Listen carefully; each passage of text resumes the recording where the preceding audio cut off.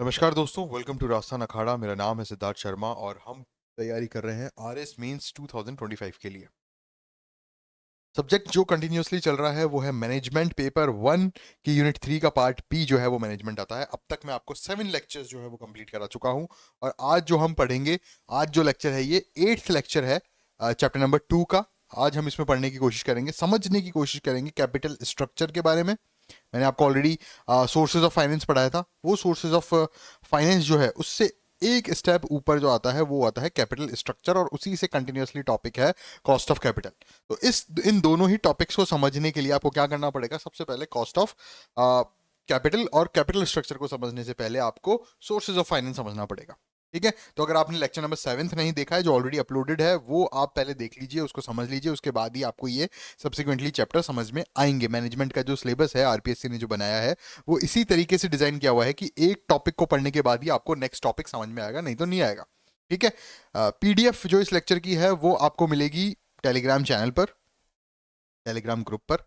8th lecture हम start करते हैं। 7th नहीं देखा है तो पहले वो 7th देख लीजिए। सबसे पहले हम चलते हैं सिलेबस की तरफ।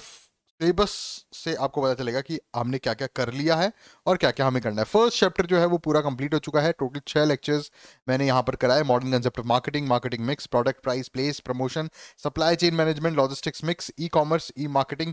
लेक्चर नंबर 5th है business and corporate ethics. Lecture number 6th। Lecture number 7th में मैंने आपको कराया wealth maximisation, sources of finance, चाहे वो शॉर्ट टर्म हो चाहे लॉन्ग टर्म हो।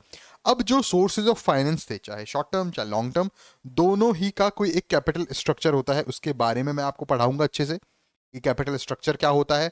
अगर आरपीएससी में क्वेश्चन आता है 2 नंबर का, 5 नंबर का, तो आपको किस तरह की डेफिनेशन लिखनी है, वो सारी बातें हम यहाँ पर करेंगे और समझने की कोशिश करेंगे। फिर उसके बाद जो कैपिटल स्ट्रक्चर है, जो सोर्स ऑफ फाइनेंस है, अपन ने फाइनेंस ले लिया, चाहे शॉर्ट टर्म के लिए लिया चाहे लॉन्ग टर्म के लिए लिया, उसका एक कैपिटल स्ट्रक्चर बन गया। और वो जो कैपिटल है उसकी एक कॉस्ट होती है, तो कॉस्ट ऑफ कैपिटल के बारे में बताऊंगा और अच्छे से आपको समझाने की कोशिश करूंगा डिस्ट्रीब्यूशन ऑफ प्रॉफिट के बारे में। मतलब आज का ये जो 8th लेक्चर है ये कंप्लीट करने के बाद आपको कैपिटल स्ट्रक्चर अच्छे से समझ में आ जाएगा। आरपीएससी इसके ऊपर, इस टॉपिक के ऊपर कोई भी क्वेश्चन अगर बनाता है तो आप अच्छे से कर लेंगे। ठीक है, कैपिटल स्ट्रक्चर कंप्लीट हो जाएगा आज आपका, कॉस्ट ऑफ कैपिटल कंप्लीट हो जाएगा और डिस्ट्रीब्यूशन ऑफ प्रॉफिट कंप्लीट हो जाएगा। ये 3 चीजें मैं आज आपको 8th लेक्चर में कंप्लीट कराने की कोशिश करूंगा, समझाने की कोशिश करूंगा। उसके बाद 9th जो लेक्चर आएगा उसमें मैं आपको पढ़ाऊंगा banking and non banking financial institutions. ये हो गया 9th लेक्चर। 10th लेक्चर में हम पढ़ेंगे स्टॉक मार्केट। ठीक है, तो ये आगे का वे फॉरवर्ड है। अभी हम बात करते हैं कैपिटल स्ट्रक्चर के बारे में। कैपिटल स्ट्रक्चर क्या होता है? नाम से ही पता चल रहा है कि कैपिटल का स्ट्रक्चर। मान लीजिए आप कोई जॉब कर रहे हैं, साइड में आपके पास कोई बिजनेस है। ठीक है, पापा मम्मी से भी आपको पॉकेट मनी मिल रही है, तो ये आपके पूरे फंड्स हो गए। मान लीजिए आपके पास आज की डेट में लाख रुपए हैं। ठीक है, तो लाख रुपए में से 33,000 तो आपके पास आ रहे हैं जॉब से। डन। 33,000 आपके पास आ रहे हैं किसी बिजनेस से। डन। और 33% आपके पास आ रहे हैं पॉकेट मनी। तो ये जो अलग अलग टाइप के फंड्स हैं, ये आपका मिलके टोटल जो ये चीज हुई, ये क्या कहलाता है? Capital structure. बात समझ में आ गई? ये आपका कैपिटल स्ट्रक्चर है।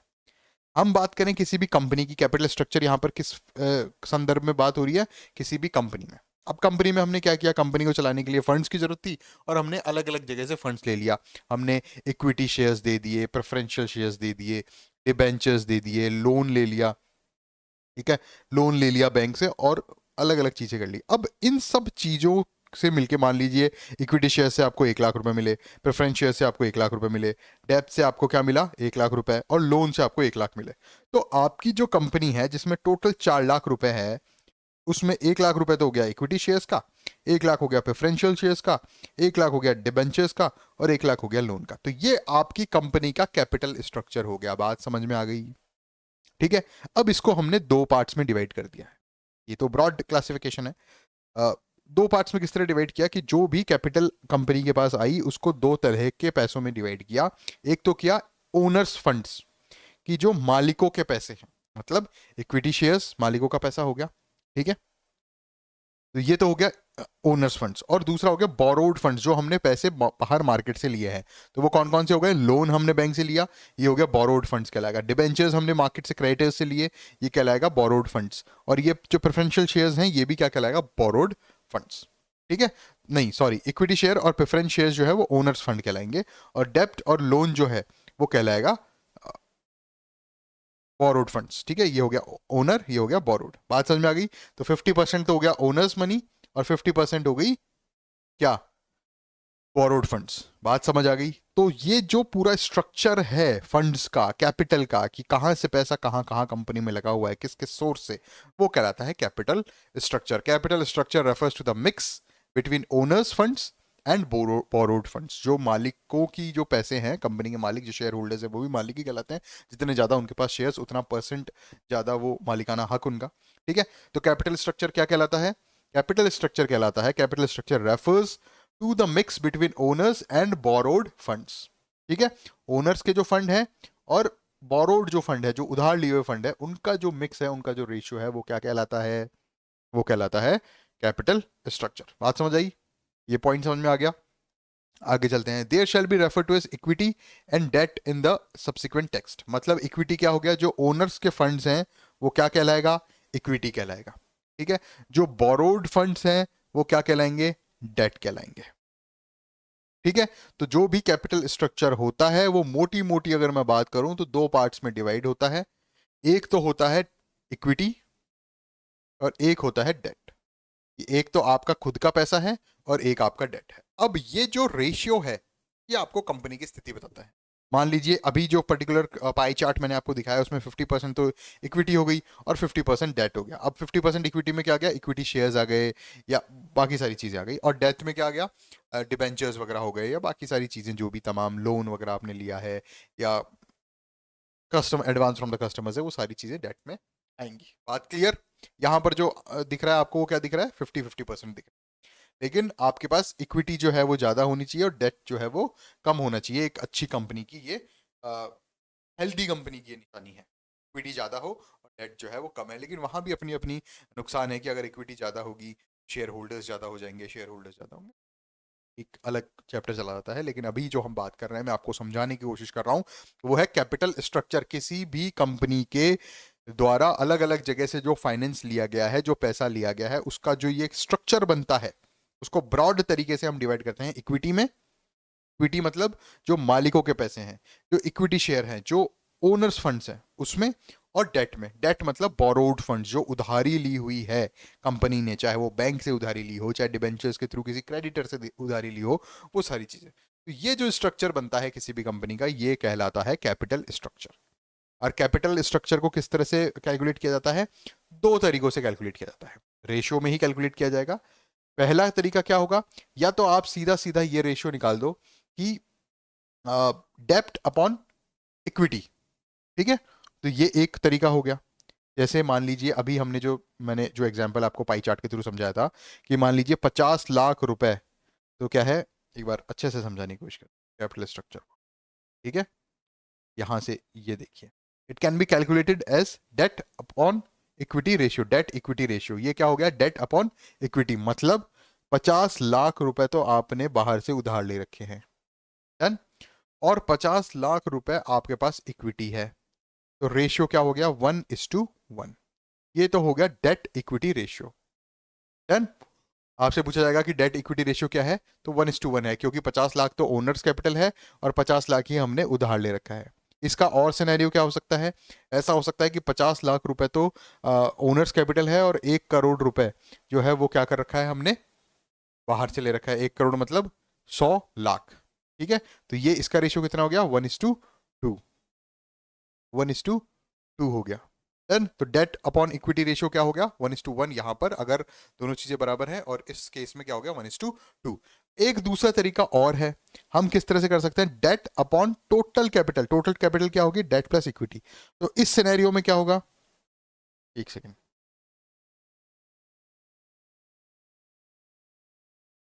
इस सिनेरियो में यहां पर क्या होगा? Debt upon debt plus equity, मतलब 50 लाख तो है डेट, और डेट कितना है? 50, प्लस इक्विटी कितनी है? 50। टोटल अमाउंट ऑफ मनी कितना हो गया? 100। तो हो गया 50/100 इज इक्वल्स टू 1:2। तो अगर किसी का कैपिटल स्ट्रक्चर पता लगाना है किसी कंपनी का, तो डेट इक्विटी रेशियो क्या था? 50-50 लाख में 1:1। Debt upon total capital ratio कितना है? 1:2। बात समझ आ गई? वैसा ही अगर अपन debt upon total equity ratio निकालें, total capital ratio, debt plus equity total पैसा हो गया, इसके अलावा कुछ नहीं होगा। कोई भी पैसा, 1 रुपए भी अगर कंपनी के अंदर आता है तो या तो वो पैसा उधार का होगा, डेट का होगा, या फिर वो पैसा ओनर का होगा, इक्विटी का होगा। इसके अलावा कोई मनी नहीं होती। 2 ब्रॉड क्लासिफिकेशन हम करते हैं कैपिटल की इन ए कंपनी, ठीक है। यहां हम इस तरह से कैलकुलेट कर सकते हैं, डेट इक्विटी रेशियो में कैलकुलेट कर सकते हैं कैपिटल स्ट्रक्चर, और किस तरह कैलकुलेट कर सकते हैं, डेट टोटल कैपिटल, ठीक है। दोनों का वैल्यू अलग अलग आएगी। यहां पर अगर कैलकुलेट करें तो डेट इक्विटी रेशियो क्या था, 1:2। वहीं अगर यहां डेट और टोटल कैपिटल रेशियो पता करें तो होगा 50 लाख तो होगा डेट, और टोटल कैपिटल कितनी होगी, 50 लाख तो डेट की हो गई और 100 हो गई इक्विटी की, तो ये हो गई 50/150 इज इक्वल टू 1:3। बात समझ आ गई। यहां क्या था, डेट इक्विटी रेशियो 1:1, यहां क्या हो गया 1:2। क्यों, क्योंकि ये डेट अपॉन टोटल कैपिटल है। यहां डेट इक्विटी रेशियो कितना है इस सिनेरियो में, अगर आपके पास उधार के पैसे हैं 50 लाख, कंपनी काम कर रही है और वो कंपनी 50 लाख उधार के पैसों से काम करती है, और 100 लाख रुपए जो है, मतलब 1 करोड़ रुपए, 1 CR जो है वो ओनर्स कैपिटल है। इस सिनेरियो में डेट इक्विटी रेशियो होगा 1:2 और डेट टोटल रेशियो होगा 1:3। बात समझ में आ गई, ये स्लाइड पूरी समझ आ गई। अलग अलग सोर्सेस से पैसे आते हैं किसी भी कंपनी में, और उन सोर्सेस का एक स्ट्रक्चर बना देना, एक पाई चार्ट बना देना, ब्रॉड क्लासिफिकेशन कर देना डेट और इक्विटी में, उसे हम कहते हैं capital structure. Capital structure refers to the mix between the owners fund, bracket में अपन कह देंगे equity, and borrowed funds, bracket में अपन लिख देंगे डेट। ये सीधी सीधी डेफिनेशन है, 2 नंबर में आती है, आपको एज इट इज लिखना है। बात समझ आ गई, कैपिटल स्ट्रक्चर क्लियर। आगे और समझने की कोशिश करते हैं कैपिटल स्ट्रक्चर और क्या होता है। ये एनसीईआरटी से लिया है, as it is copy paste, box में लिखा हुआ था तो मैंने एज इट इज यहां पर यूज कर लिया। Capital structure and factors, point two point मैंने आपको सारी चीजें समझा दी हैं। यहां पर टेक्स्ट पढ़ते हैं एक बार। One of the most important decisions under financial management relates to financial pattern और proportion of the use of different sources in raising funds. मतलब ये बहुत ही इंपॉर्टेंट डिसीजन होता है फाइनेंशियल मैनेजमेंट का, कि आपके पास अलग अलग जगहों से, ऐसा नहीं होता कि जहां से पैसा आ रहा है वहां से रख लो, नहीं। क्योंकि हर जगह से जहां से पैसा आ रहा है वहां अपने को एक कॉस्ट ऑफ कैपिटल रिटर्न देनी पड़ेगी, जो नेक्स्ट टॉपिक में आपको समझाऊंगा। अगर आप ऐसे आंख बंद करके कहीं से भी पैसा ले रहे हैं तो वो गलत है कंपनी के लिए। आपको सोच समझ के लेना पड़ेगा कि आपको कैपिटल स्ट्रक्चर किस तरह से चुनना है, कि आपका डेट कितना होगा और इक्विटी कितनी होगी। ये एक बहुत ही मेजर फाइनेंशियल डिसीजन है, proportion of the use of different sources on raising funds, ठीक है। On the basis of ownership the sources of business finance can broadly classifies into 2 categories. पहला है ओनर्स फंड्स, मतलब इक्विटी फंड्स। दूसरा है borrowed funds, मतलब debt. Capital structure refers to the mix between owners and borrowed funds. Capital structure जो है वो एक मिक्स है, किसका, ओनर्स फंड्स का मतलब इक्विटी का, और बोरोड फंड्स का मतलब डेट का, जो उधार हमने लिया हुआ है। और इस चीज को कि कौन सा कितना कहां से हमें पैसा लेना है, उसको हम एक बहुत मेजर फाइनेंशियल डिसीजन होता है, ये एक इंपॉर्टेंट डिसीजन होता है फाइनेंशियल मैनेजमेंट का। क्योंकि हर जहां से भी, जिस सोर्स से भी पैसा आएगा, उस सोर्स को हमें एक कॉस्ट ऑफ कैपिटल के साथ वापस देना पड़ेगा, जो कि नेक्स्ट टॉपिक है, मैं उसको समझाऊंगा।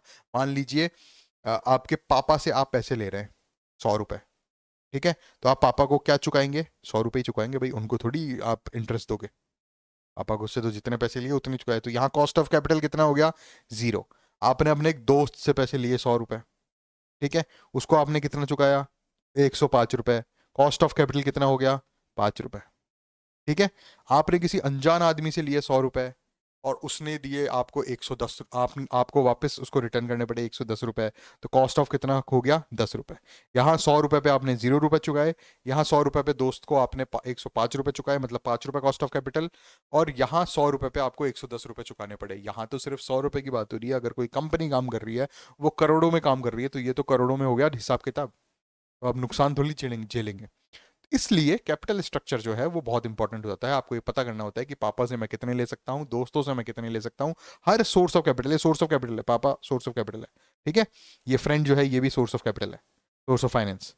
डन।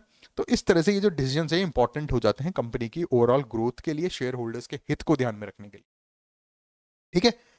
कॉस्ट ऑफ कैपिटल को हम डेफिनेशन वाइज में आपको आगे समझाऊंगा, ये एक बेसिक आइडिया दे दिया ये समझाने के लिए कि क्यों कैपिटल स्ट्रक्चर को ध्यान में रखना बहुत ज़्यादा इंपॉर्टेंट है, क्यों ये एक इंपॉर्टेंट डिसीजन है, वो मैंने आपको यहाँ पे समझाया। क्योंकि हर जगह से जहाँ से पैसा आ रहा है आपको एक कॉस्ट ऑफ कैपिटल वहाँ पे चुकानी पड़ेगी ही पड़ेगी। अब वो ज़्यादा है कम है उस वजह से आपको कैपिटल स्ट्रक्चर को मॉडिफाई करना पड़ेगा कि कितना तो इक्विटी फंड्स आप ले रहे हैं और कितना बोरोड फंड्स आप ले रहे हैं। बात क्लियर हो गई। आगे हम पढ़ें तो deciding about the capital structure of A firm involves determining the relative proportion of various type of funds. बहुत सारे अलग अलग टाइप के फंड्स हैं, उनका एक प्रपोर्शन होता है कि आप कितना डिबेंचर्स के थ्रू मनी ले रहे हैं, कितना प्रेफरेंस शेयर्स है, कितना इक्विटी शेयर्स है, कितना कस्टमर्स से एडवांस लिया जा रहा है, वो सारी चीज़ें देखी जाती है। और इसके अलावा जो बहुत सारे फैक्टर्स यहाँ पर काम करते हैं जो कि इंपॉर्टेंट नहीं है एग्जाम पॉइंट ऑफ व्यू से, लेकिन फिर भी एनसीईआरटी में है तो मैं आपको बता सकता हूँ, लेकिन इनके डिटेल में जाने की आवश्यकता नहीं है। आपको पता होना चाहिए कि फैक्टर्स काम करते हैं कैपिटल स्ट्रक्चर के डिटर्मिनेशन के लिए। क्या क्या है वो?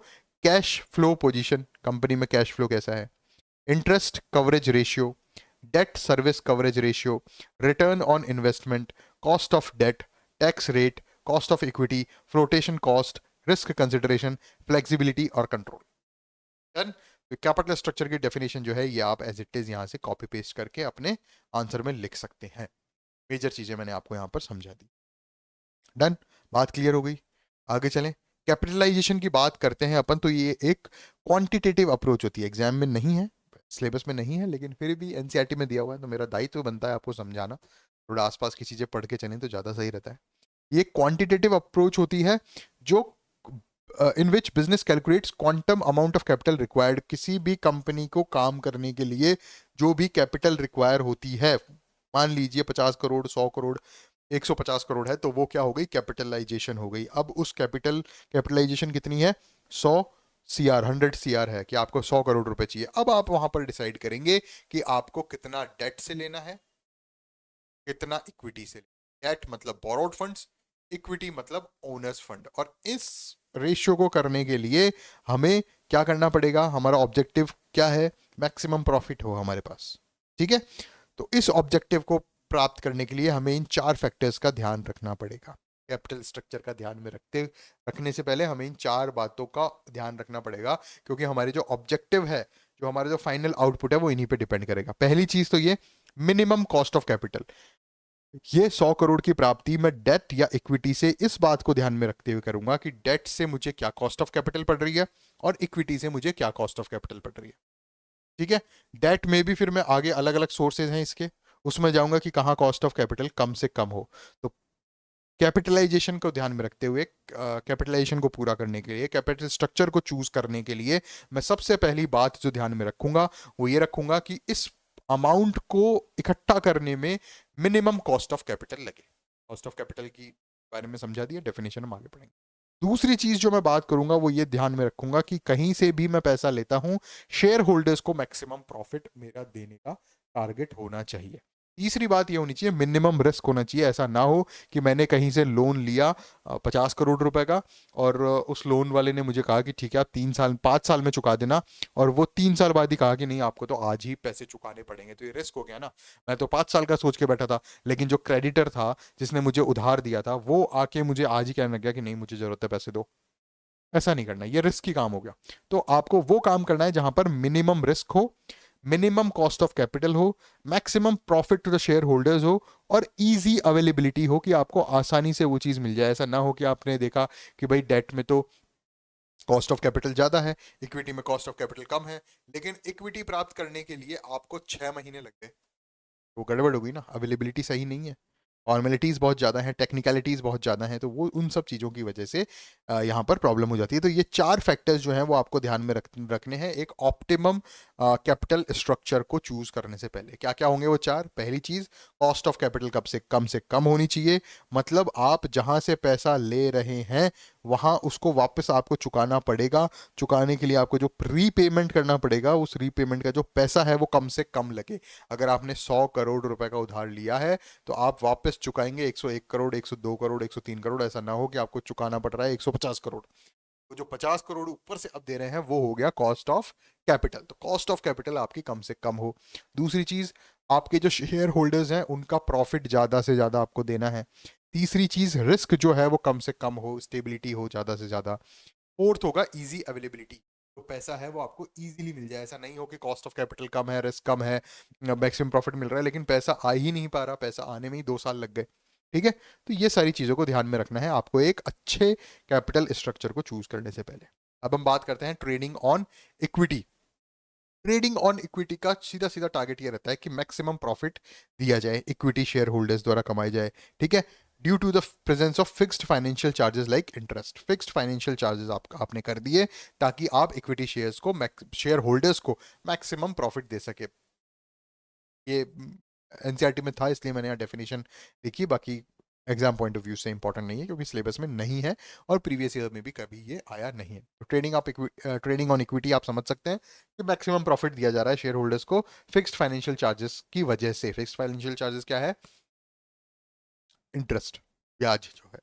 Then if the capital structure of a business include borrowed capital along with the share capital then it is known as trading on equity। अगर किसी के कैपिटल स्ट्रक्चर में borrowed capital भी है, डेट भी है और शेयर कैपिटल भी है तो वो ट्रेडिंग ऑन इक्विटी कहलाता है। तो इसी के साथ हमारा जो कैपिटल स्ट्रक्चर है वो मैंने आपको अच्छे से समझा दिया है। आई होप आपको अच्छे से समझ में आ गया होगा। अगर नहीं आया है तो आप इसको रिवाइज कर सकते हैं एक बार और आप समझेंगे, आपको क्रिस्टल क्लियर समझ में आ जाएगा। तो हमारा ये वाला जो टॉपिक है ये कंप्लीट हो चुका है। कौन सा? Capital structure. अब जो हम पढ़ेंगे वो पढ़ेंगे कॉस्ट ऑफ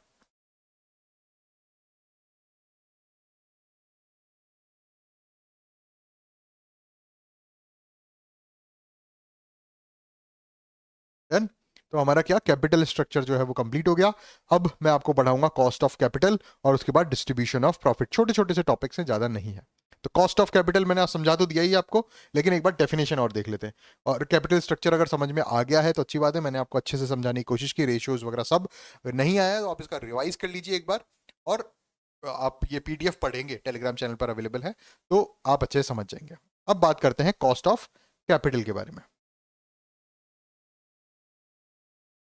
जब भी किसी बिजनेस में पैसा लगाया जाता है, किसी भी कंपनी में पैसा लगाया जाता है, तो बिजनेस उस पैसे को यूज करता है अपने इकोनॉमिक ऑब्जेक्टिव्स को फुलफिल करने के लिए।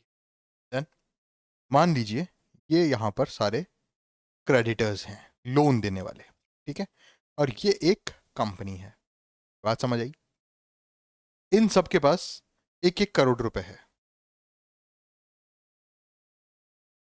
अब क्या हो रहा है, इस कंपनी को चाहिए 4 करोड़ रुपए। क्यों चाहिए? एसेट्स खरीदने के लिए, कंपनी में मैन्युफैक्चरिंग प्लांट्स वगैरह, ट्रांसपोर्टेशन और गोडाउन्स वगैरह, वो सारी चीजें यूज करने के लिए इस कंपनी को चाहिए 4 करोड़ रुपए। और यहां पर ये कौन है? क्रेडिटर्स, लोन देने वाले। ठीक है, बड़े बड़े सेठ हैं ये लोग। अब क्या करना है कि कंपनी इस 4 करोड़ से क्या करेगी? मैन्युफैक्चरिंग करेगी और फिर खुद कमाई करेगी। 4 करोड़ का 5 करोड़ बनाएगी, 6 करोड़ बनाएगी। डन। हर बिजनेस इसी तरह से काम करता है, प्रॉफिट बनाने के लिए काम करता है। तो वो मार्केट से पैसा लेंगे। अब ये पैसा, सोर्सेज ऑफ फाइनेंस हमने अलग अलग तरह का पढ़ा, कैपिटल स्ट्रक्चर हमने पढ़ा।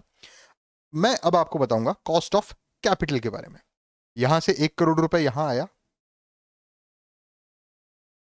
ये 1 करोड़ रुपए यहां आया,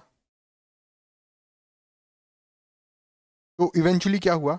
क्रेडिटर्स के 1-1 करोड़ रुपए कम हुए और कंपनी के पास 4 करोड़ रुपए आ गए। डन। अब कंपनी इससे यहाँ पर वर्किंग कैपिटल वगैरह सारे काम, मैन्युफैक्चरिंग, ट्रांसपोर्टेशन, गोडाउन वगैरह, इन्वेंट्री, वो सारे काम यहाँ पर होंगे और वो वापस पैसा रिटर्न होगा अलग अलग क्रेडिटर्स को।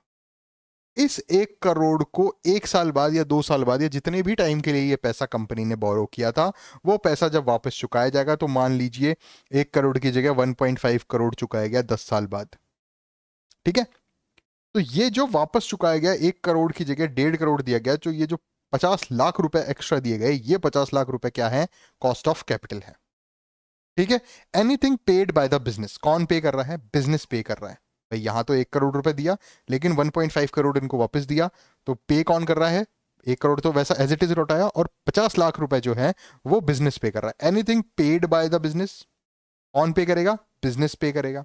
किसको पे करेगा? टू द इन्वेस्टर्स करेगा। इन्वेस्टर्स को, क्रेडिटर्स को पेमेंट कर रही है company for using their money. ये 1 करोड़ रुपए 1 साल तक यूज किया, या 2 साल तक, 3 साल तक, जो भी टाइम,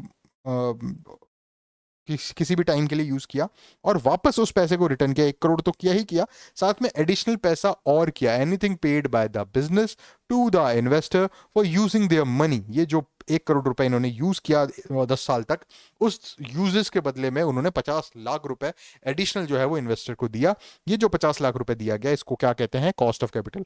पूरे 1.5 करोड़ को कॉस्ट ऑफ कैपिटल नहीं कहेंगे, याद रखना। सिर्फ जो एडिशनल अमाउंट पे किया गया उसको कॉस्ट ऑफ कैपिटल कहा जाएगा। इस पर्टिकुलर केस में 1.5 करोड़ है। ठीक है, अब मान लीजिए ये दूसरा क्रेडिटर दे रहा है 1 करोड़ रुपए और इसको 1.2 करोड़ ही दिया जा रहा है, कोई टर्म्स एंड कंडीशंस है इनके, इसको 1.3 करोड़ दिया जा रहा है। तो ये अलग अलग कॉस्ट ऑफ कैपिटल है, अलग अलग सोर्सेज ऑफ फाइनेंस से। इसी वजह से हम कैपिटल स्ट्रक्चर को जो है वो चूज करते हैं। तो फर्स्ट पॉइंट तो ये कह रहा है कि बिजनेस जो है वो क्रेडिटर्स की, इन्वेस्टर्स की पैसे यूज करता है फॉर देयर इकोनॉमिक ऑब्जेक्टिव्स। दूसरा पॉइंट यहां पर ये कह रहा है कि बिजनेस जो भी अमाउंट ऑफ मनी पे करता है back to investors for using their money is known as cost of capital. ये मैंने आपको यहां पर समझाया।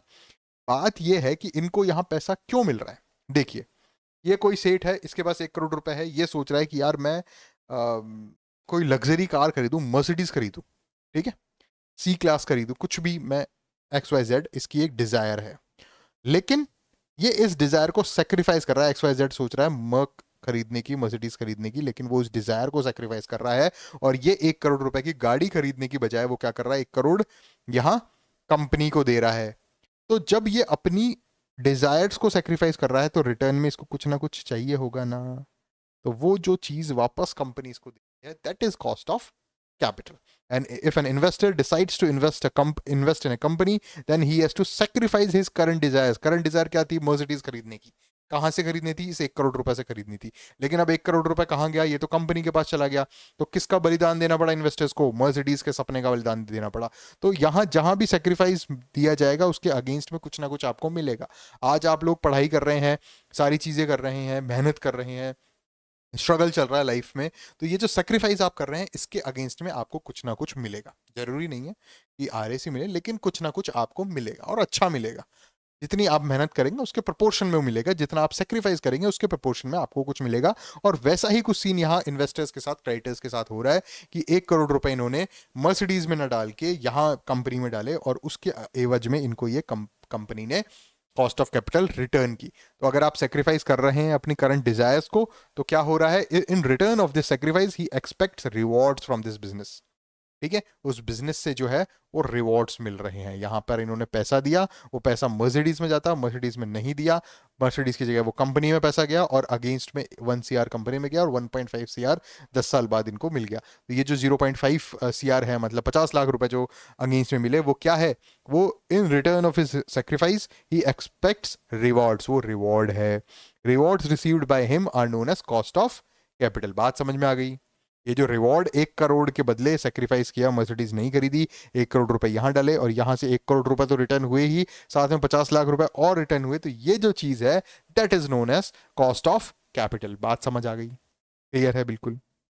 अब कॉस्ट ऑफ कैपिटल जो है वो 3 टाइम इंटरवल के हिसाब से होती है। On the basis of time हम उसको 3 तरीके से डिवाइड करते हैं। एक बार हम यहां पर समझने की कोशिश करें।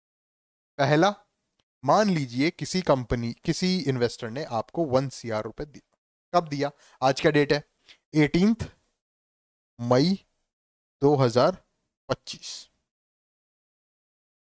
देन आज की डेट में किसी इन्वेस्टर ने 18 मई 2025 को 1 CR जो है वो दिया कंपनी को, और कंपनी ने किसी प्रोसेसिंग फीस या लीगल एक्सपेंसेस या प्रिंटिंग एक्सपेंसेस के नाम पर इनको वापस दे दिए 1 लाख रुपए कि भाई ये जो 1 करोड़ रुपए देने का जो कागजी कार्रवाई हो रही है उसके एवज में 1 लाख रुपए। तो जो इनिशियल कॉस्ट, पैसे देते टाइम जब कंपनी आपको कुछ दे रही है, तो that is known as initial cost. It's a one time cost. It results in effective principal या कैपिटल। 1 करोड़ रुपए दोगे तो अभी के अभी आपको 1 लाख रुपए तो मिल ही जाएंगे।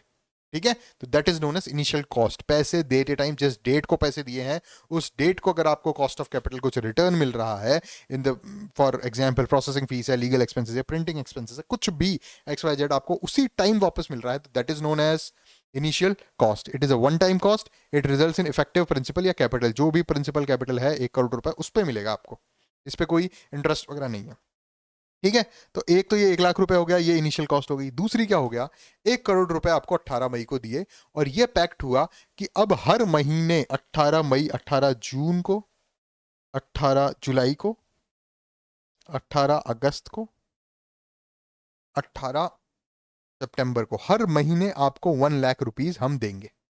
तो दैट इज नोन एज, ये इंटरेस्ट हो गया, ठीक है, या डिविडेंड हो गया, ये कोई पैक्ट हो गया जो जिस पैक्ट के थ्रू इन्होंने पैसा लिया, अकाउंट जो आदान प्रदान हुआ उसके तहत ये हुआ। Initial cost is 1 lakh rupees और continuous cost is 1 lakh rupees. Continuous cost का टाइम इंटरवल जो है वो उस पैक्ट में जो एग्रीमेंट होगा उसमें ही लिखा होगा। It is a cost required to be paid from obtaining the loan till its repayment. जब तक आप लोन नहीं चुकाएंगे तब तक आप हर महीने 1-1 लाख रुपए हमें देंगे, ये एग्रीमेंट में लिखा हुआ है। अब वो चाहे आप इंटरेस्ट के फॉर्म में लें चाहे आप डिविडेंड के फॉर्म में लें, जरूरी नहीं आप 1 लाख रुपए लें, ठीक है। आपने ये पैक्ट बना दिया कि हर महीने 1% देना है आपको, तो 1 लाख हो गया ना, 1 करोड़ का 1%, 1 लाख ही तो हुआ हर महीने। तो ये हो गया। तो पहली कॉस्ट तो क्या हुई, cost of capital, initial cost. 18 मई को जब पैसे इन्वेस्टर ने कंपनी को दिए तब कंपनी ने 1 लाख रुपए वापस इन्वेस्टर को दिए, that is known as initial cost, ठीक है। एग्रीमेंट के अंदर अगर ये लिखा हुआ है कि हर महीने आपको पर्टिकुलर इंटरेस्ट देना है या डिविडेंड देना है तो that is known as continuous cost. और तीसरी और आखिरी जो कॉस्ट ऑफ कैपिटल का वो होगा वो है फाइनल कॉस्ट। फाइनल कॉस्ट मतलब कि आपने 18 मई 2025 को पैसे लिए और अब आप 18 मई 2026 को रीपेमेंट कर रहे हैं। तो एक तो हो गई इनिशियल कॉस्ट जो 18 मई को आपने दी, एक हो गई कंटिन्यूस कॉस्ट जो आप हर महीने परसेंटेज इंटरेस्ट या percentage in form of dividend आप दे रहे हैं। तीसरी कॉस्ट हो गई फाइनल कॉस्ट। फाइनल कॉस्ट तब होगी जब आप रीपेमेंट 1 साल बाद का, आपके एग्रीमेंट में लिखा हुआ है कि 1 साल बाद आप 1.2 CR हमें वापस करेंगे, 20% का रिटर्न देंगे, तो that is known as final cost. तो कॉस्ट ऑफ कैपिटल जो है वो 3 तरह की हमने पढ़ी, initial cost, then second is continuous cost, and third is final cost. It is also one time cost, it is incurred at the time of repayment. जो initial cost है वो भी one time है, final cost जो है वो भी one time cost है, लेकिन जो second है continuous cost जो है वो हर महीने या हर 10 दिन में जो भी एग्रीमेंट के हिसाब से है उसके हिसाब से वो आपको मिल रहा है। बात समझ आ गई? यहां तक सब क्लियर है? आगे चलें। मैंने आपको अभी लास्ट लेक्चर में अलग अलग सोर्सेज ऑफ फाइनेंस के बारे में बताया था, कैपिटल स्ट्रक्चर की बात हुई अभी लास्ट लेक्चर में, जो अलग अलग फाइनेंस सोर्सेज के बारे में बताया सोर्सेज ऑफ फाइनेंस वाले लेक्चर में, उसमें आपको डिबेंचर्स के बारे में बताया था, प्रेफरेंस शेयर्स के बारे में बताया था, इक्विटी शेयर्स के बारे में बताया था। अब हो क्या रहा है कि हर पर्टिकुलर सोर्स ऑफ फाइनेंस की एक कॉस्ट ऑफ कैपिटल है, चाहे वो डिबेंचर हो, ये देखिए यहाँ पर ये जो आपको सामने दिख रहा है, when the debentures are issued at premium cost of डेब्ट will calculated by the following formula. ये फॉर्मूला जो यहाँ पर दिया हुआ है ये डिबेंचर्स का कॉस्ट ऑफ कैपिटल निकालने का है कि अगर कोई कंपनी 5 डिबेंचर्स दे रही है, मान लीजिए 5 करोड़ के डिबेंचर्स दे रही है, तो उसको कॉस्ट क्या पड़ेगी, उसको 5 करोड़ की कॉस्ट ऑफ कैपिटल क्या पड़ेगी, वो इस फॉर्मूला से निकालना पड़ेगा। उसी तरीके से प्रेफरेंस शेयर कैपिटल जो है उसकी भी कॉस्ट निकाली गई, उसका फॉर्मूला ये है, ठीक है। कॉस्ट ऑफ प्रेफरेंस शेयर्स ये रहा, is equals to dividend upon net proceed. ये फॉर्मूलेज याद करने की आवश्यकता नहीं है, मैं सिर्फ आपको मोटा मोटा आइडिया दे रहा हूँ कि हम यहाँ पर क्यों पढ़ रहे हैं, वो भी आपको आगे समझ में आ जाएगा। 2 तरह के प्रेफरेंस शेयर्स होते हैं, रिडीमेबल, इररिडीमेबल, ठीक है। कॉस्ट ऑफ डिबेंचर्स हमने निकाली यहाँ पर, cost of capital of debentures, cost of preference shares capital हमने यहाँ पर निकाली, और इक्विटी शेयर्स की भी कॉस्ट ऑफ कैपिटल हमने यहाँ पर निकाली। Cost of equity is the return on the stock holders required for the investment in a company. Debentures अगर कोई खरीद रहा है तो उसको कितना पैसा दिया जाएगा, ये इसका एक अलग फॉर्मूला है। प्रेफरेंस शेयर्स अगर कोई खरीद रहा है तो उसको कितना पैसा रिटर्न किया जाएगा, इसका एक अलग फॉर्मूला है।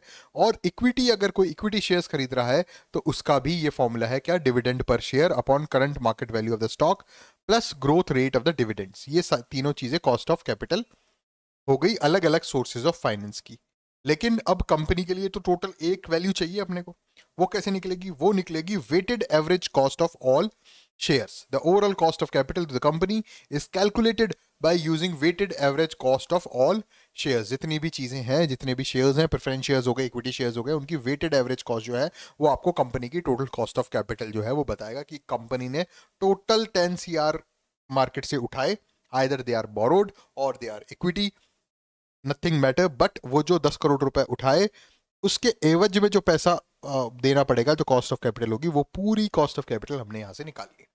तो इस तरह से आपको कैपिटल स्ट्रक्चर अच्छे से समझा चुका हूं मैं, कॉस्ट ऑफ कैपिटल के बारे में सारी बातें हो चुकी है। ये टॉपिक भी यहाँ कंप्लीट है, इससे ज़्यादा आरपीएससी नहीं पूछेगा, सीधा सीधा पॉइंट दिया हुआ है, तो अपने को डेफिनेशन ही काम की है, मैंने आपको एक्स्ट्रा ही पढ़ाया है एनसीईआरटी में जितना था एनसीईआरटी पॉइंट ऑफ व्यू से। डन। सोर्सेज ऑफ फाइनेंस हो गए। एक बार वापस सिलेबस की तरफ चलते हैं और देखते हैं कि क्या क्या हो गया। सोर्सेज ऑफ फाइनेंस मैंने आपको करा दिया था लास्ट लेक्चर में, कैपिटल स्ट्रक्चर इसी लेक्चर में कंप्लीट हुआ, कॉस्ट ऑफ कैपिटल भी कंप्लीट हो गया। अब हम बात करते हैं डिस्ट्रीब्यूशन ऑफ प्रॉफिट के बारे में, कि अगर कंपनी में प्रॉफिट हो रहा है तो वो डिस्ट्रीब्यूट कैसे होगा। ठीक है, कि अलग अलग दावेदार हो गए। अब तो डिबेंचर्स किसी ने लिया है तो उसको भी प्रॉफिट चाहिए, लेकिन वहां तो प्रॉफिट जा नहीं रहा, वहां तो परसेंटेज फिक्स डिविडेंड जा रहा है, फिक्स्ड परसेंटेज जा रहा है। ठीक है, प्रेफरेंस शेयर्स में फिक्स डिविडेंड जा रहा है। लेकिन अगर किसी कंपनी में पार्टनरशिप है या कोई कॉर्पोरेट है, कॉर्पोरेटिव है, तो वो कैसे डिस्ट्रीब्यूशन होगा प्रॉफिट का अलग अलग ओनर्स से के साथ, वो हम चीजें यहां पर पढ़ेंगे। ठीक है, द डिस्ट्रीब्यूशन ऑफ प्रॉफिट का मतलब होता है किस तरह एक कंपनी अपने नेट प्रॉफिट, प्रॉफिट और नेट प्रॉफिट में डिफरेंस है। 100 करोड़ पे आपने 110 करोड़ का फायदा किया, 110 करोड़ आपको मिले 100 करोड़ की जगह, तो आपका प्रॉफिट तो हो गया 10 करोड़। डन। लेकिन क्या 10 करोड़ आपका नेट प्रॉफिट है? नहीं। नेट प्रॉफिट क्या होगा, आपने टैक्स इसमें से चुकाना है, इलेक्ट्रिसिटी बिल्स वगैरह वो सारी चीजें आपको इसमें से चुकानी है, और उसके बाद 7 या 8 करोड़ जो बचा वो आपका नेट प्रॉफिट है, सारे टैक्स वगैरह सारे क्लेम्स वगैरह चुकाने के बाद। ठीक है, उस नेट प्रॉफिट को किस तरीके से अलोकेट किया जाए या शेयर किया जाए among the stakeholders after all expenses and taxes have been deducted. तो ये ऑल एक्सपेंसेस और टैक्स डिडक्ट किए तभी तो नेट प्रॉफिट आया, अगर ये डिटेक्ट नहीं करते तो सिर्फ प्रॉफिट रहता। प्रॉफिट में से एक्सपेंसेस डिलीट कर दिए, डिडक्ट कर दिए, और टैक्सेस डिडक्ट कर दिए, तो अब क्या बचा? Net profit. और डिस्ट्रीब्यूशन ऑफ प्रॉफिट का मतलब है कि जो नेट प्रॉफिट बच के आया, ये 7-8 करोड़ रुपए बच के आया, इसको किस तरह से अलोकेट किया जाए या शेयर किया जाए, बांटा जाए अलग अलग स्टेक होल्डर्स के साथ। स्टेक होल्डर्स मतलब वो सारे लोग जो एक तरीके से ओनर्स हैं या इक्विटी शेयर होल्डर्स हैं, प्रेफरेंस शेयर होल्डर्स हैं, जो भी है। ठीक है, ये प्रोसेस जो है इंपॉर्टेंट हो जाता है पार्टनरशिप फर्म्स में, कंपनीज में या कॉपरेटिव्स में। अब मान लीजिए एक कंपनी है, उसमें 4 पार्टनर्स है, तो किसको कितना कितना पैसा मिलेगा? 25-25% मिलेगा सबको? नहीं, जो एग्रीमेंट डीड में लिखा होगा वो सारी चीजें हमें मिलेगी। डन। जो विल में लिखा हुआ होगा। बात समझ आ गई? पार्टनरशिप में 4 लोग हैं तो किस तरह मिलेगा? एग्रीमेंट में जो चीज लिखी होगी, या और भी बहुत सारे फैक्टर्स होते हैं, और वो फैक्टर्स क्या होंगे वो हम आगे यहां पढ़ेंगे। ठीक है, कंपनीज में क्या होगा, कॉपरेटिव्स में क्या होगा। ठीक है, तो इस तरह से हम यहाँ पर मैं एक आपको ओवरव्यू देता हूं कि किस तरह से अलग अलग चीजों में, चाहे वो पार्टनरशिप्स हो, कंपनीज हो या कॉपरेटिव्स हो, किस तरह से प्रॉफिट का डिस्ट्रीब्यूशन होता है। अगर पार्टनरशिप की बात की जाए तो पार्टनरशिप डीड होती है या पार्टनरशिप एग्रीमेंट होता है, उसके हिसाब से प्रॉफिट का डिस्ट्रीब्यूशन होता है। और इस पार्टनरशिप एग्रीमेंट में बहुत सारी चीजें मायने रखती हैं, बहुत सारे फैक्टर्स जो है वो मेजर रोल प्ले करते हैं। सबसे पहला तो होता है फिक्स्ड रेशियो, आपको 50-50 या 60-40 या 30-70% के हिसाब से पार्टनरशिप एग्रीमेंट में लिखा होता है कि सीधा सीधा रेशियो दे दिया। दूसरा होता है कैपिटल कंट्रीब्यूशन। अगर 10 करोड़ रुपए का कोई प्रोजेक्ट आप कर रहे हैं और दोनों ने 5-5 करोड़ रुपए दिए हैं, तो क्या हो जाएगा? 50-50% की पार्टनरशिप हो जाएगी। अगर 6 करोड़ 4 करोड़ दिए हैं तो 60-40% की पार्टनरशिप हो जाएगी। अगर 9 करोड़ और 1 करोड़ रुपए दिया है तो 90-10% की पार्टनरशिप हो जाएगी। अगर एक ने 10 करोड़ रुपए दिया है और एक ने कुछ भी नहीं दिया है तो क्या होगा? आगे बात करते हैं, उसकी भी बात करते हैं। अगर एक ने 10 करोड़ रुपए दे दिए और दूसरे व्यक्ति ने कुछ नहीं दिया, लेकिन वो एफर्ट दे रहा है, अपना अपना टाइम दे रहा है, तो उस हिसाब से पार्टनरशिप एग्रीमेंट चेंज हो जाएगा कि 10 करोड़ पैसा मैं लगा रहा हूं, लेकिन सारे काम को संभालेगा ये दूसरा वाला पार्टनर, तो ये 50-50% की पार्टनरशिप हो गई। अगर किसी ने 5 करोड़ रुपए लगाए, दूसरे व्यक्ति ने भी 5 करोड़ रुपए लगाए, 50-50 की पार्टनरशिप होनी चाहिए थी। लेकिन पहला वाला बंदा जो है वो तो 3 घंटे काम पर आ रहा है और दूसरा वाला बंदा जो है वो 7 घंटे काम पर आ रहा है, तो 30-70 की पार्टनरशिप हो गई है। तो एफर्ट और टाइम स्पेंड बाय पार्टनर्स को भी ध्यान में रखा जाता है पार्टनरशिप एग्रीमेंट करते हुए। और जो पार्टनरशिप एग्रीमेंट में जो डिस्ट्रीब्यूशन ऑफ प्रॉफिट लिखा हुआ है, उस हिसाब से क्या किया जाएगा? डिस्ट्रीब्यूशन ऑफ प्रॉफिट किया जाएगा। फिर इंटरेस्ट ऑफ कैपिटल के बारे में बात होती है, सैलरीज और कमीशंस टू द पार्टनर्स की बात होती है, remaining profit shared and agreed ratio की बात होती है। ये सारे जितने भी पर्टिकुलर फैक्टर्स हैं ये ध्यान में रखे जाते हैं किसी भी पार्टनरशिप फर्म में डिस्ट्रीब्यूशन ऑफ प्रॉफिट करने के लिए, नेट प्रॉफिट करने के लिए। बेसिकली नेट प्रॉफिट क्या होगा? एक्सपेंसेस और टैक्सेस को डिडक्ट करने के बाद। फॉर एग्जाम्पल एक पार्टनर है ए, मैं आपको एग्जाम्पल ऑलरेडी दे चुका हूं लेकिन एक और एनसीईआरटी में दिया हुआ है, पढ़ लेते हैं। पार्टनर ए पार्टनर बी, दोनों का रेशियो 3:2। प्रॉफिट कितना हुआ? नेट प्रॉफिट कितना हुआ? $50,000। ठीक है, मान लीजिए प्रॉफिट हुआ होगा $60,000। ठीक है, और इसमें से नेट प्रॉफिट जो हुआ होगा एक्सपेंसेस और टैक्स को बचाने के बाद वो हो गया $50,000। तो $50,000 डिवाइड होगा 60,000 नहीं होगा, ठीक है। अब जो नेट बचा है वो डिवाइड होगा, और वो किस रेशियो में होगा, 3:2। 3:2 का मतलब हो गया $30,000 तो मिलेंगे पार्टनर ए को, और 20,000 मिलेंगे पार्टनर बी को। बात समझ आ गई। बात की जाए इन अ कंपनी की, कॉर्पोरेशन की, तो आफ्टर टैक्स प्रॉफिट्स मतलब नेट प्रॉफिट्स जो हुए वो इस तरह से डिस्ट्रीब्यूट किए जाते हैं। पहली चीज, या तो उनको दे दिया जाता है रिटेन्ड अर्निंग्स में। आपको ये कॉन्सेप्ट पहले ही समझा चुका हूं मैं, रिटेन्ड अर्निंग्स क्या होती है। अगर कोई प्रॉफिट हो रहा है और वो वापस कंपनी में ही री इन्वेस्ट किया जा रहा है तो उसे कहते हैं रिटेन्ड अर्निंग्स। इससे क्या होता है, कंपनी की ग्रोथ ज्यादा होती है, ठीक है, प्रॉफिट ज्यादा होता है। पहली हो गई रिटेन्ड अर्निंग्स, मतलब जो भी प्रॉफिट हुआ है net profit, that is reinvested into the company. Second, अब हमने क्या करना है, dividends to the share holders. Share holders को डिविडेंड्स देना है। पहले किसको देंगे, पहले देंगे प्रेफरेंस शेयर होल्डर्स को डिविडेंड, फिर किसको देंगे, इक्विटी शेयर होल्डर्स को डिविडेंड। इक्विटी शेयर होल्डर्स को डिविडेंड देना कंपलसरी नहीं है, based on the number of shares. Third क्या हो गया, बोनस टू एम्प्लॉयज और मैनेजमेंट इफ डिक्लेयर्ड। अगर डिक्लेयर किया हुआ है कि आपका इतना % प्रॉफिट होगा तो आपको एम्प्लॉयज को और मैनेजमेंट को बोनस दिया जाएगा। जैसे एमिरेट्स एक एयरलाइंस है, अभी मैं कल ही एक आर्टिकल पढ़ रहा था इकोनॉमिक टाइम्स में, तो उस आर्टिकल में सीधी सीधी बात ये थी कि एमिरेट्स ने जो है वो अब तक का हिस्ट्री का सबसे ज़्यादा प्रॉफिट बुक किया है लास्ट ईयर, ठीक है। तो इस वजह से उन्होंने क्या किया, सारे एम्प्लॉयज को और सारे मैनेजमेंट को 5 मंथ्स की सैलरी जो है वो बोनस के रूप में दी। तो ये उनका कोई पैक्ट होगा कि अगर इससे ज़्यादा इतनी परसेंटेज से ज़्यादा अगर प्रॉफिट होता है तो हम इतना इतना बोनस देंगे। तो यहाँ पर एक बहुत अच्छी बात है ये कि 5 महीनों की सैलरी जो है, लगभग हाफ ईयर सैलरी ही हो गई, वो बोनस दिया गया, ठीक है। अगर मान लीजिए नेट प्रॉफिट अगर $10 लाख है तो 40% रिटेन्ड हो गया। रिटेन्ड का मतलब $4 लाख जो है वो वापस कंपनी में इन्वेस्ट कर दिए गए, और 50% जो है वो डिविडेंड की तरह दे दिया गया, ठीक है। और बाकी जो 10% बचा वो बोनस टू एम्प्लॉयज में। ये इस तरह से एग्रीमेंट में लिखा होता है कि हम जब कंपनी चलाएंगे, जो प्रॉफिट होगा, ₹100 प्रॉफिट होता है तो उसमें से ₹40 मतलब 40% हम वापस कंपनी में डालेंगे। 50% होता है तो हम उसको डिविडेंड्स के तौर पे शेयर होल्डर्स को देंगे, और बाकी जो 10% बच गया वो हम बोनस देंगे एम्प्लॉयज़ और मैनेजमेंट को, जैसा कि एमिरेट्स एयरलाइंस के साथ अभी हुआ। अब चाहें तो एग्जाम्पल के लिए वो जो आर्टिकल है वो देख सकते हैं, एमिरेट्स का बोनस से रिगार्डिंग कोई भी न्यूज़, ठीक है। 10% बोनस दे दिया गया। कॉपरेटिव की बात करें, कॉपरेटिव सोसाइटी है कोई भी, तो जो प्रॉफिट होता है वो उसके मेंबर्स पे के अमॉन्ग बांटा जाता है। किस हिसाब से बांटा जाता है, या तो यूजेस ऑफ कॉपरेटिव सर्विसेज के हिसाब से, पैट्रोनेज के हिसाब से, या फिर कैपिटल कंट्रीब्यूटेड, जितना जिस हिसाब से कैपिटल कंट्रीब्यूट की गई। और कुछ पोर्शन जो है वो रिजर्व रखा जाता है एजुकेशन, ट्रेनिंग और कम्युनिटी डेवलपमेंट प्रोसेस के लिए। फैक्टर्स अफेक्टिंग डिस्ट्रीब्यूशन, क्या क्या फैक्टर्स ऐसे होते हैं जो डिस्ट्रीब्यूशन को इफेक्ट करते हैं। तो पहला फैक्टर है लीगल रिक्वायरमेंट्स, ठीक है, कि आपको पता है कि आपका ये टोटल प्रॉफिट 60,000 रुपीज हुआ तो आपको 10,000 रुपये टैक्स के लिए रखने ही रखने हैं, तो ये लीगल रिक्वायरमेंट हो गई, वही टैक्स पॉलिसीज सेम हो गई। दूसरा, कंपनी और पार्टनरशिप एग्रीमेंट के हिसाब से आपको डिस्ट्रीब्यूशन करना है हमेशा।